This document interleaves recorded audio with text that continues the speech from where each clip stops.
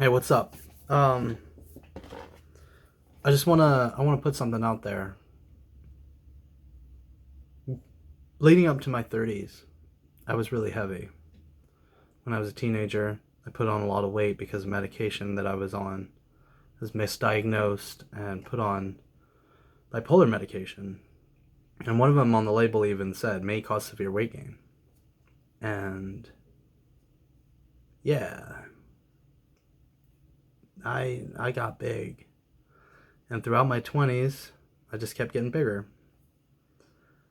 And at one point, I was over 320 pounds.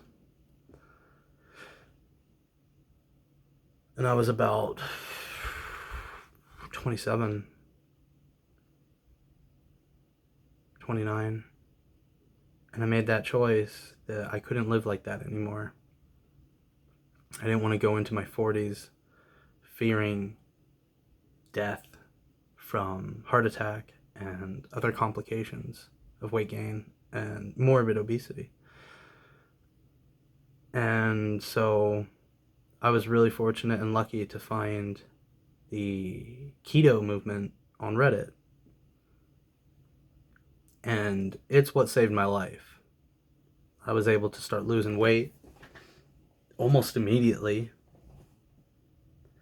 I lost 30 pounds in that first month. It was a pound a day. And I kept it up. And I kept it up and I kept it up and I kept it up. And it was hard, but it was great. I felt great. I was seeing the progress. And it tasted great too. It worked for me. It won't work for everybody. In fact, no diet out there will work for everybody. And you can't just diet. You have to change your life and your lifestyle, your habits. You have to face your addictions. You have to face your traumas. And it's hard. It's really hard. It was one of the hardest things I had ever done. And it was one of the most satisfying things I've ever done. And so I just want to put it out there. If anyone else is struggling with weight loss, and you watch my channel, you watch these videos, please reach out. If you want to ask me questions about how I did it, about recipes, about, workout routines. Because, yeah, I was hitting the gym too. And I was also working a manual labor job. I mean, who doesn't, right? I was on my feet all day long. And I didn't make excuses. I ate right. And I kept moving. One of the things people don't really understand is how we lose fat.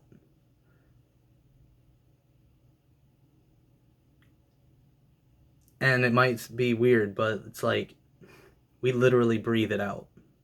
It's like exhaust. When your body is huffing and puffing while you're working out, that's more weight loss. That's your body working its best. And most people that are really, really heavy, they hit that and they think, oh my God, I'm going to have a heart attack. I can't keep this up because it sucks. It's painful. You start sweating. You start hurting. You might hurt the next day. You might hurt the next week. But I was able to reframe that pain into something that I could keep pushing. I had to reframe failure in my mind as not an ending, but another step. Each time I reached failure in the gym while I was curling something, that means the next time I did it, in the next few days, I'd be stronger. I'm not talking about failing on my path or failing to hold up the routine.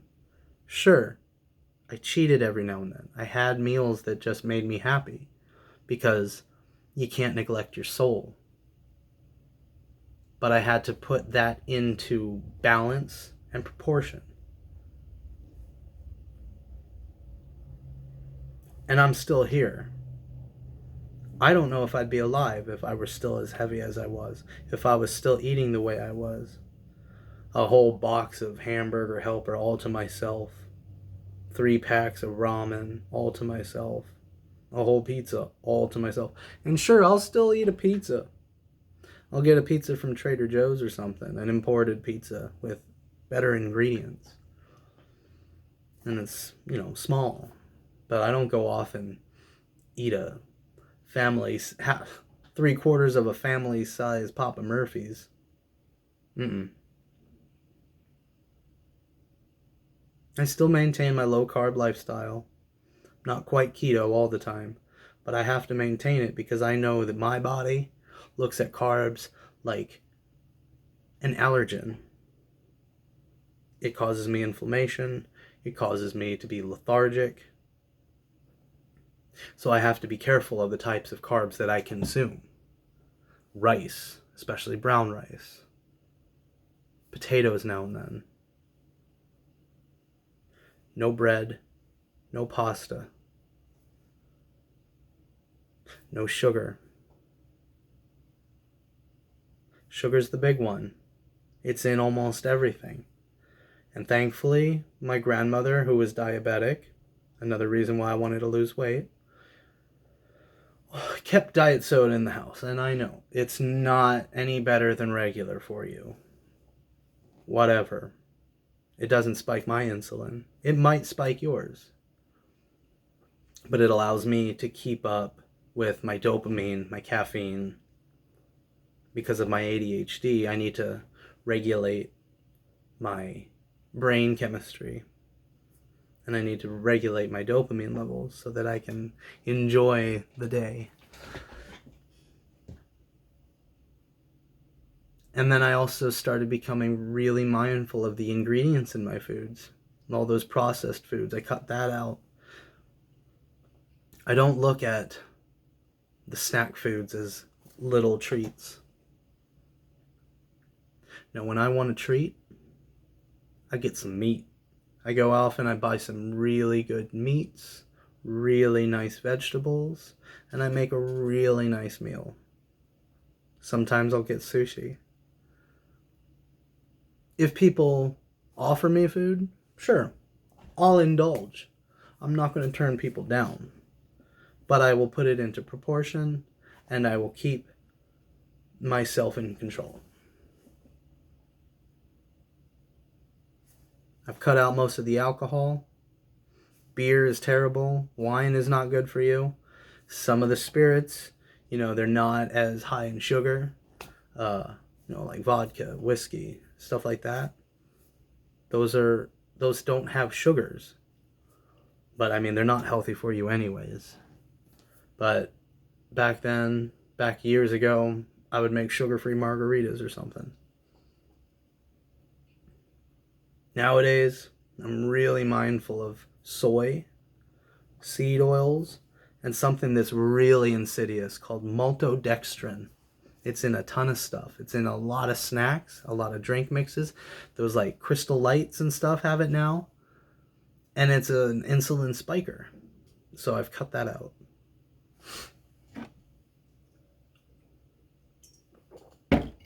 So, I might be sick right now, but, I'm stuck in my room.